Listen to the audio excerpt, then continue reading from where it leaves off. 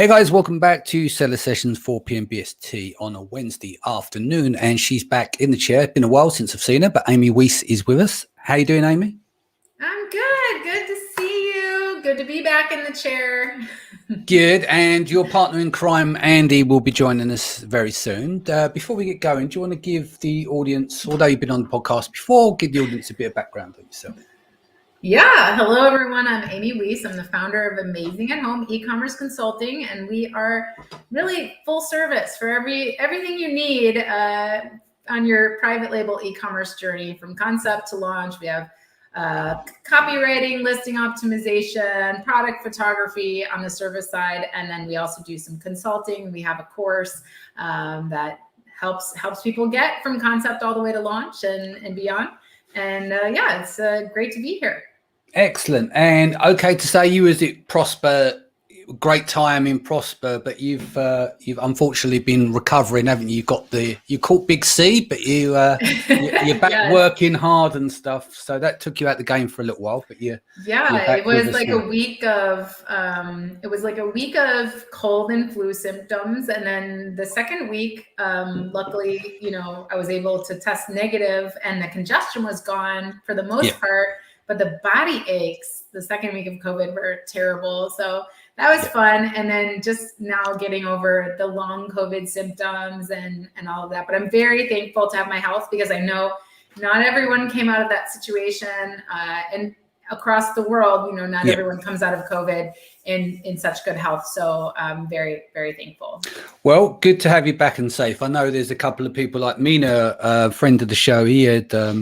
He had an operation to take some fluid and stuff off his lung, but he's back. He's starting to exercise more. I've been speaking to him. So good to see people taking the fight back to COVID. But today we're going to be talking a little bit more extension on A9, one of the most underutilized area, or not underutilized, one of the most misunderstood areas, and it's still difficult to understand, is the hunger score. But what I've done is I brought Amy in. Your partner in crime will be joining us as well, just to kind of pick some of these things apart. And I think instead of going straight into the hunger score itself, is start with the general product search. So we're taking this from a blog post, but just to reiterate this here. So for general product search, the top results of a query in each category are chosen. But there are over 20 categories at least, and their look is how to combine the ones that are most relevant. So the Search Relevant team uses a blend of three main concepts. First one is the query category score. So this score tells how important a given query is for a category. They can tell by this by looking at the number of clicks, purchases, and products in that category for the given query. For common queries, for rare queries, which tend to be longer, unigrams, biggram, trigrams, and queries that are looking for clicks. So longer search queries are harder to reach statistical significance because they're less regular. So that is one of the key areas. Then you've got the hunger score, which I call the FOMO area of A9. So the hunger score is the categories where the hunger is being chosen, clicked for a given query. The longer the category is not chosen, the hungrier it becomes. For a category that has a higher category score, it gets hungrier faster. And the final part is the in-category relevant scores. So before we go any further, Amy, what is your take on this? When we look in terms of general search on Amazon, we know relevance, we know about conversion and everything else, but it's very well situated with category on the category level. So if they're using those three components, what's your take on this? So I think that's what really actually surprised me, is because, I've written hundreds of listings, and because I'm a consultant, I also get to see the results of those listings, which is a little bit different than most copywriters. But the thing that is so interesting is, obviously we're all trying to play the relevancy game, right? We're trying to become the most relevant for a certain search term. But what was interesting in reading the article that we read before this podcast about these different categories and the way that Amazon breaks down these queries is that normally, if you have the right search terms in your listing or in your advertising, right, you're going to be the most relevant no matter your category. So it's it's interesting because I've tested it with different categories and I've swapped categories with different clients for their products. And we haven't seen a huge boost, only in one case where that client had the best seller badge and he was moved categories. And now suddenly he lost the bestseller badge. We got him back moved into the other category and he was able to gain that bestseller badge again. But generally across categories, you don't see that much of a boost. So and you notice that Amazon moves you in your subcategories based on the search terms that customers use when they find and click on your product. So reading this was so interesting to me. I know Amazon has a 6 times higher conversion rate than other e-commerce websites. And I think it's because they're really good at showing customers relevant search results. But it's so interesting. I don't really understand. What I'd like to piece together is how these queries, how these 3 factors that we've talked about, how they work and how we can utilize them, because we don't have control over the customer. You know, you talk about the positive factors where a customer clicks and then they buy your product, and that's a super positive ranking factor, right? And then they talk about the negative where they search, but they don't click. And then you get a negative factor against you, but they also kind of test this out. So it's really interesting. How much control do we have over, over that? And how can we improve our own usage and search terms in order to improve that? Well, look, because I want to get Andy's feedback on this from a technical standpoint as someone who's a developer and who codes. We'll get this more and then see if we can translate it better. I've covered this on the show before, but here we go again.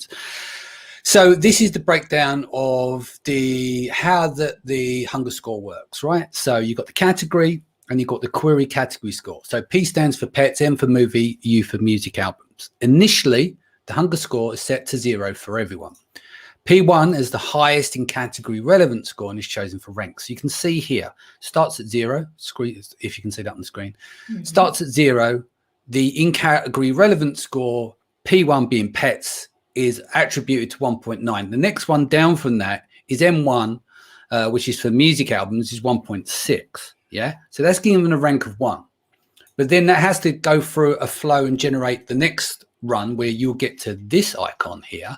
So you can see relevant score, in category relevant score does not change, but the hunger score has increased. So you can see once the hunger score kicks in past rank 1, when it goes to allocate position number 2, then that brings in the score of the hunger score. You can see is set to 2 and 1, and it gives it a rank position of 1. So to read the words on the screen here above, since movie and music albums wasn't chosen, their hunger score increases. Since movies have a higher query category score than music albums, its hunger increases faster. For iteration 2, product 1 has the highest in category relevant score and hunger score is chosen as rank 2. Since the other 2 aren't chosen, the hunger score increases and the process follows. So then it moves into iteration 3. So you can see it gives you a rank of 3 here, and then the adjustment of the hunger score is taking place in column 3. But this is the bit where obviously it gets more and more confusing. So Andy, what is your interpretation that you've looked at through the notes now? What is your take on the hunger score itself?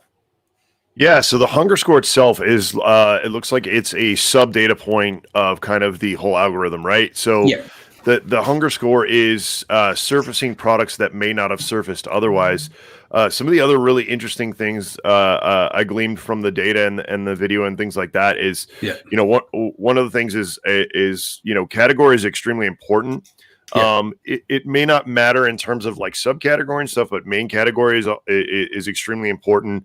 The other thing that I really gleaned, which we've been saying for a long time, but was kind of confirmation of what a lot of people have been saying in terms of, filling that listing out, right? The more data points that Amazon has to chew through, the more likely you are to get selected to be on that page 1 when that algorithm runs through stage 1, stage 2, stage 3, stage 4, etc. The other thing that was really interesting is what they called it a cold start, right? But the cold start to me is the kind of the similar thing as the honeymoon period, right? And that's where I think a lot of people hit a wall if they've never done Amazon before, is launching products without any help in terms of, you know, whether it's PPC, whether it's offsite advertising, whether it's rebates, whether it's promotions, whether it's influencers, any of those things. The people that are having the biggest problem in terms of launching and ranking are not getting traction early on during that cold start. So those were some really interesting things that I gleaned from all of that. Let me quote the cold start, and we'll go into that as well, because I was going to bring up this as part of the show, and you've jumped in there, which is great, because you've actually brought some other stuff to light that I wasn't thinking about, is that you've been bringing the hunger score into the cold start as well, as a possibility of another reasoning behind the hunger score and where it would make sense in terms of them using it. So, and we're all trying to figure out how to help the algorithm along, right? Yeah. I mean, and that's, I think, what Andy is trying to say is, if we're not helping the algorithm along during that cold start period, if we're not getting those clicks under that category, and we're just like losing that opportunity, and the algorithm's like, no, you're you're not relevant, right? And so that's huge. We have to know what those factors are and then help it along. Yeah. So one of the examples here was in the, I've posted a link before, if you go back through episodes, The Joy of Ranking, Dr. Daria Sorinka, she is on the A9 team, recorded in 2016 as a YouTube video. But this is also mentioned in the blog post written by someone else who's tried to scribe down to give people a clearer understanding of what the video was about. But it goes back to the Harry Potter thing. So the cold start, which will start on day 0, day 7, day 14, which ties in lovely to what we think about as the honeymoon period as well, from an opposite side for observations. But what was quite interesting here as well is the manual adjustments that they, even to this day. So on day 1, users will want items to find it anyway. Even if it's an exhaustive search, slowly the item scores would increase. Day 2, when a customer complaints pour in about the same time, Amazon uses an infrastructure shortcut to update this manual change. By day 7, the changes are not reflected as expected. Manual patchwork is done, which is really interesting when you look at that, because it again goes back to the operation of the benefits of the hunger score and the fact that in the original video as well, they were joking about literally business teams phoning and complaining because customers are out there, they're going search for Harry Potter, say they're looking for the book, but only movies and stuff will come up, and then they'll say that the search is broken, and more of the business teams, whatever departments, execs and stuff, are onto the search department, who with hundreds, if not thousands, of machine learning models that are rolled out all the time, they still come back and do a bit of patchwork because someone's pissed about little Harry Potter not getting up the top of the search results like an entitled child, you know? Yeah, absolutely. It's go ahead, Amy. It's crazy that they're doing, it's crazy to me. Everything we always think that the AI on Amazon is just crazy and the algorithm has taken over and even Amazon doesn't understand it. But it's really interesting that they're consistently going back and looking at that data and doing manual patchwork. I just Google do manual patchwork with their algorithm. I don't know. It's really interesting to think about that. Yeah. A couple of I have posted a link to the I'll add it to the show notes for the playback on the podcast as well. A couple other things to bring into play here. Feature selection. Initially, around 150 features are available for a particular category. This is part of their training models. Some of them are random. The model is trained over these features that perform better than the random features are chosen to shorten the number of features to around 50. The features are then reduced from 50 to approximately 20 through backward elimination or forward selection. The latter is pretty straightforward, but the former has interesting challenges. When performing feature scoring using an ensemble of trees, do you want to explain trees quickly, Andy, to people in the audience? Yeah, well, so a tree would be in terms of a subset of data, right? So you're going to start out with kind of the hierarchy, and then it will go to each subtree, which in this case would be like a category, or it could be a feature set. So it's looking at each one and then selecting, usually algorithms use score, right? So adding or subtracting score. And then by the time it gets to the bottom of that, then it'll have kind of a master score. I mean, we use a similar thing for a lot of our software. So it's using these data points, putting them together, ranking them, and then displaying results in terms of how and why you're ranking certain things a certain way. The other kind of interesting thing to think about on all this stuff is we were just talking about before this, the hunger score and all those kinds of things. But what people don't realize is these AI machine learning algorithms, they need input or they need data in order to get better. So that's why they're iterating. So they're taking the initial kind of guess of data, and then they're going and getting actual data, either as clicks, whatever data point it is, feature sets. Then they're breaking that down into another set. And then, so then the algorithm kind of evolves as it goes. And what people don't realize is on Amazon, there's probably thousands of what they call like experiments going on at one time, meaning that they might run a data set this way, get the results, and then put the results back through the machine learning and run it again and see if the result is better or worse. And it learns again, and it goes over and over and over again. That's why people don't realize AI is, if you don't understand AI in the next 5 to 10 years, you're going to be left in the dust, because especially countries like China have realized this, and they are going extremely hard in on AI. Something to think about to put this into perspective is I think it was the U.S. Air Force just designed a new fighter jet, right, to replace, I think it was the F-35 is a multi-use, but they're going for another air superiority aircraft. And I believe they said they designed it with the AI in, I think it was a week or something, which they said that product life cycle, design cycle would have taken years in the past. But because with the AI, they're actually able to build the model, test fly it in a simulated environment, and then iterate on it. Will give you an idea of how that's progressing. Now, this study was in 2016, I think it was. So even since then, I'm sure there's been a lot of changes, but this gives us kind of the basis of what they're kind of building on top of. Well, it's pretty scary when you think the advancements that could be made now. Going back to your point earlier on, you're right. They've got a series of tests, but they're done platform by platform. So it's key to understand, like what you said, when we're seeing these massive shuffles and we see it then roll back, that's probably, or can be, down to the fact that they run it through and again and again and again. And even when they've done an official rollout on platform, and the point I'm going to get to is that when it rolls out on the US on .com, it doesn't happen on DE and .co.uk. It's all individualized. There's lots of tests going on all the time, all done by different teams, and it's going to be platform specific. Going back to the point where split into continuous feature could be split into many parts, while binary feature could be divided into just one feature. Hence the feature selection, where there's a mix of both. Continuous features would always be ranked better. Important binary features rank worse than continuous random features. Ouch.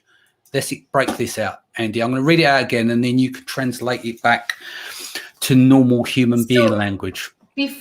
Right before that is a quote that I highlighted. When performing this feature scoring using the ensemble of trees, it was observed that the more nodes a feature could be split into, the better it was assumed to be. This works in most cases, but when there is a mix of continuous and binary features, it doesn't. And then it goes on to read exactly what you just read. And I just think it's really interesting that that sentence that says, the more nodes a feature could be split into, the better it was assumed to be. So when we're thinking about categories and subcategories that split out of trees on Amazon, right?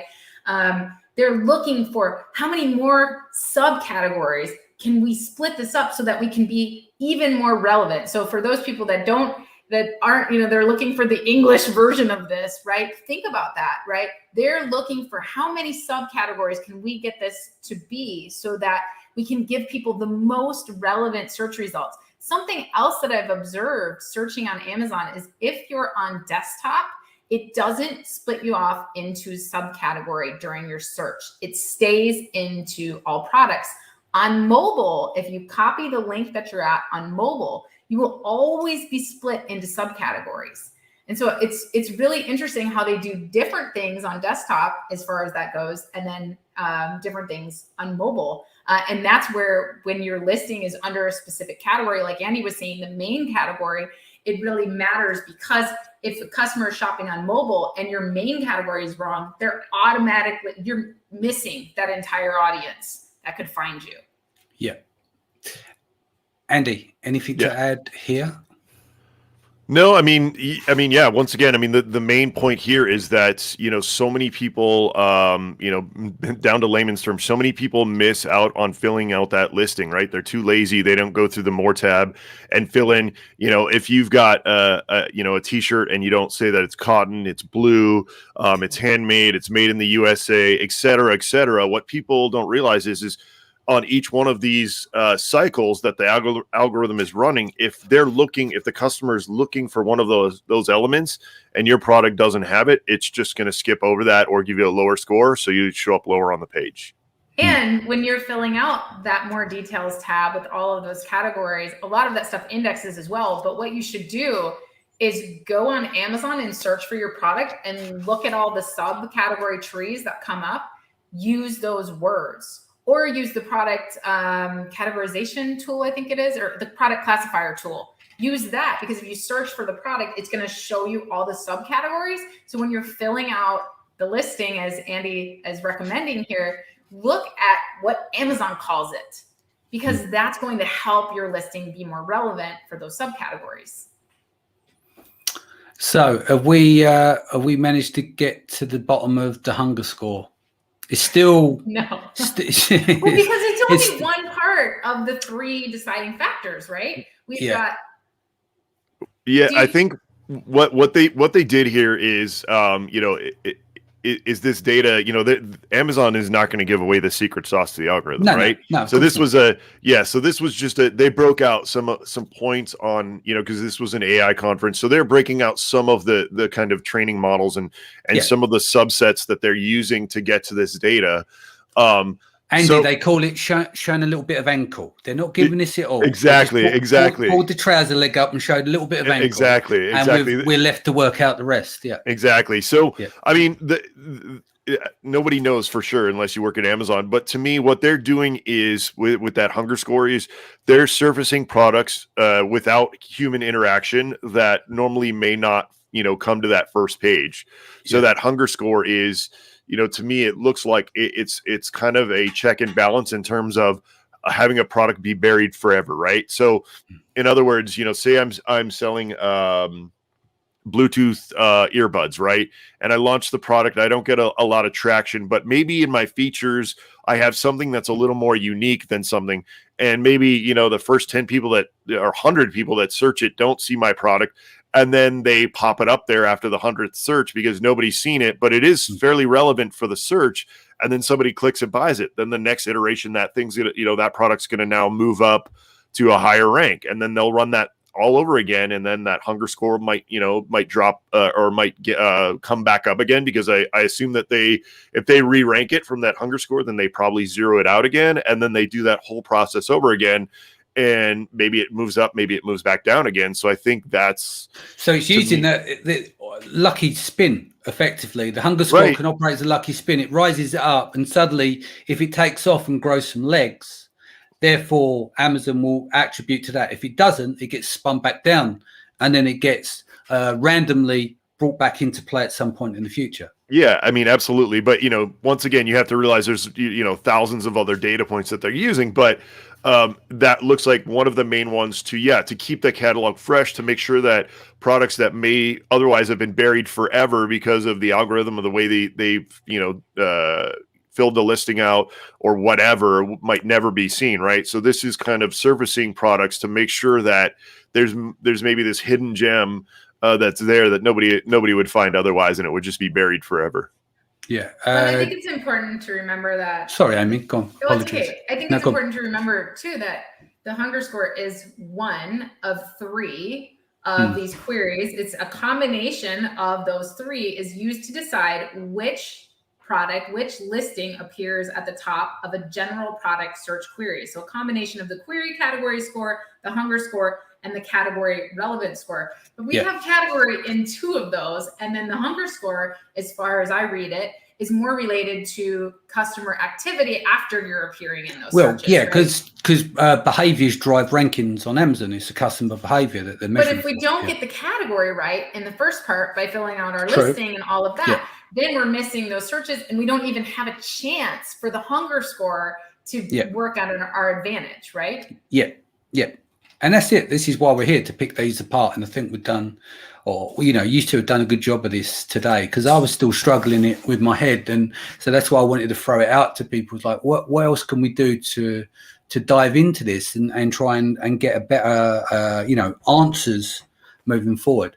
It's a shame, because when I'm sending my hunger score out there to try and find some more A9 data, but there's I'll do another show on it another time, but there's a lot of stuff that's just appeared on Amazon.science that they're talking about, which was 20 years of search.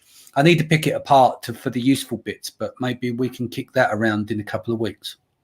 Yeah, absolutely. Would love to.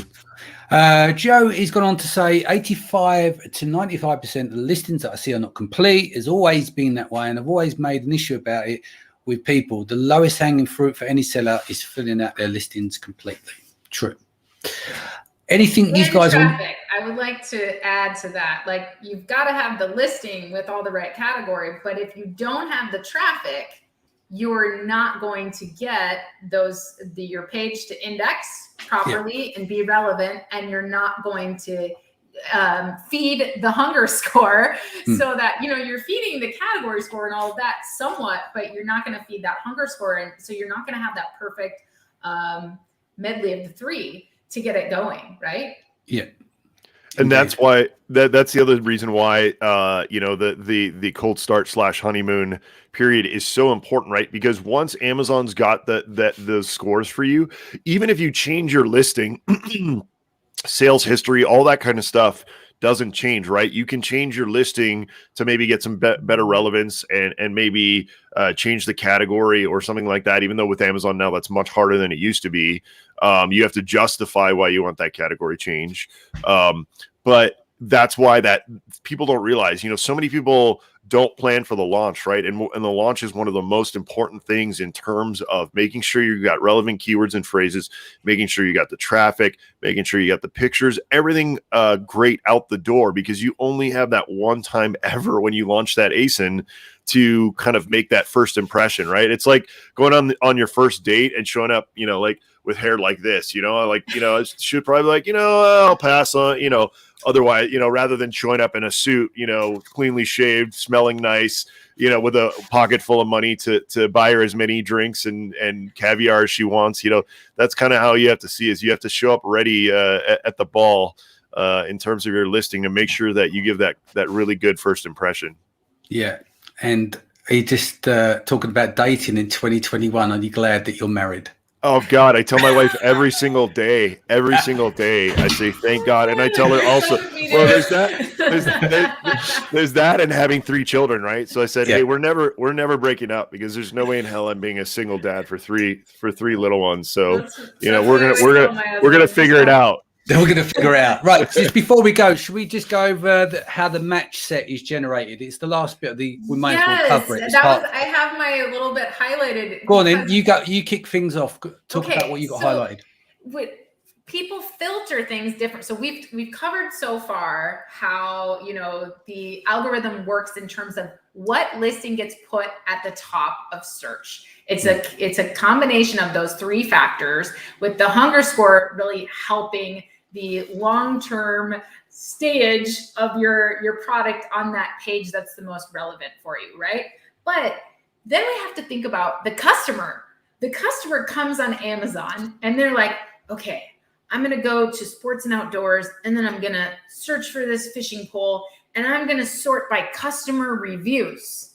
But what ends up happening is what they say, when a user puts a filter other than relevance, from the filter dropdowns, the product listings are filtered with up to 3 product types. only those items are listed as per the average customer review. Like, for example, if they're filtering by customer review, thereby giving the user a useful search result. Because otherwise, their example here was that, you know, if you're in TVs, for example, you're in the TV category under electronics and you sort by best reviews, what happens if they don't make these adjustments is you would just see a bunch of cables because they have the most reviews, right? But they're not the most relevant. So that's why at Amazon, they really have to pay attention to all these different factors to continue to give the customer the most relevant search results. Because if all of us went to look for the TV, the best TV with the most reviews, and we got cables, we'd be like, what the hell? I can't trust that search filter. So I think it's so interesting that we also have to account for the way that our products are filtered and the way that customers filter. So go and look when you're searching for your product, or competitors' products, go and look at the different ways you can filter searches and where your product shows up for those filters. And think about that, right? Okay, well, the ways that I can impact that is reviews, right? What are the different filters that are available to you? And how can I impact those factors? And where is my listing showing up? I might be on page 1 for sports and outdoors, but what happens when we get into a subcategory? Or we filter one of those other choices that customers have? Are we now lost? And how does customer behavior play into that? I think it's really interesting. Yeah. Andy? Yeah, so there's a lot of interesting things there, especially since, you know, what we've learned is that, you know, each category has its own subset. It's almost like its own sub algorithm, and how the algorithm is not only iterating on that algorithm, but there's kind of like it's almost like a parent child relationship, just like an Amazon product. You know, they're kind of trickling down all this data, so that's super interesting. But it comes back to the thing that we've hounded you on this whole episode is to fill out those feature sets, right? Because on that left bar, you will see, you know, once again, Bluetooth headset. Is it a Bluetooth 3.0 headset that you can filter for, whatever those kind of sub feature sets are? And when you get, if you don't have that, excuse me, then you will also drop out of those results. The other thing that I forgot to mention when we were talking a little bit earlier on is, you know, the Harry Potter analogy that they use, which I love. But one of the things that they said is, you know, that they were getting complaints, and that's how they knew to go in and manually fix it. And all I could think about when I was listening and listening to that was that, you know, that could that be the next black hat trick, right? Is to hire a swarm of VAs from somewhere to go, hey, I'm searching for Amy Weese's, you know, amazing pet ball, and I can't find it, you know, like, and they, you know, they get like 1,000 of those. Okay, so indexing, buy box, things like that, absolute waste of time contacting Amazon for, right? They'll give you lip service, because my guy on the inside that, you know, we do these inside Amazon things, I spoke to him about it, and he's effectively said, look, there's no SOPs, there's nothing there. In terms of SOPs, all they're going to do is be polite and give you lip service. There's nothing they can do to help you in any way with indexing. And it's just like, just like a cheerleader. You get someone to give you some good news, come back. Right. Yeah. No, they just like Google did years ago. Amazon, especially with Andy, I can't remember his last name, the new CEO. He is an AI guy, right? So and Amazon does not want to do manual work, right? As a software guy, I'm the same exact way. If there's a process that I can automate, I want to automate it. I don't want to have to, you know, spend my manual time working on something. Amazon thinks that to the nth degree. They don't want to deal with, you know, one-on-one human interaction. They don't want that. They want you to hit an algorithm or a help section on the site or something that diverts you from having to contact them. They don't want to talk to you. So that completely makes sense to me. So yeah, I mean, it's interesting that, you know, in the past that may have worked, but now it may not because of those filters and those, you know, kind of trying to push you away. So that's an interesting point. I'd love to bring up too that Amazon's own data. So when we think about what's available to registered brands now, brand analytics, all of those types of tools that Amazon's giving us, like Andy said, that data. I'm finding it so much more effective in terms of, you know, listening to successful launch stories, rank tracking, keyword tracking. The common seed in all of those launch planning is that they're using Amazon's data, and really just double checking, because you can reverse search, reverse ASIN that thing in all of your software. And that doesn't matter if your competitor is getting their traffic from a specific Amazon keyword and you're trying to do the same for that relevancy. So if your initial data set that you're putting into your software tool is wrong, you know, you need to know what is your top 5 most relevant keywords, but those should be according to Amazon.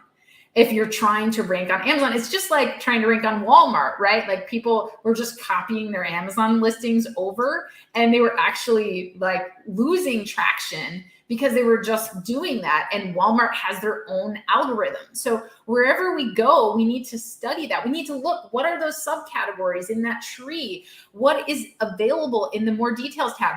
Look at your flat files, your inventory files, and see what each of the recommended keywords are for that particular category template.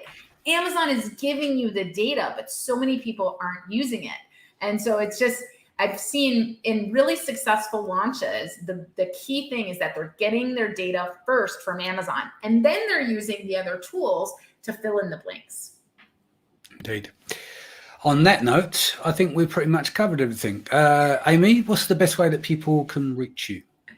Sure. You guys can find me on Facebook or LinkedIn, or just visit me at amazingathome.com. Great. And Andy? For me, I'm one of those crazy people who just gives out their email address, andy@sellerseo.com. You can hit me there, or on LinkedIn is where I'm the most active. I got a pretty large Amazon seller group there. I think we just tipped into like 10,000 members. So go jump in there and check it out. I'm one of those people who's anti-Facebook. So I've been banned too many times for no reason. You've been shadow banned. Yeah. Yeah, pretty much. Cool. On a lot of platforms. I'm one of those guys. Excellent. You know too much, Andy. You know too much. Sharon Evan will be joining you guys tomorrow, 4 p.m. BST. I'll be back here next week with Isabella. Take care of yourself and your family. Much love, and enjoy the rest of your week. Goodbye.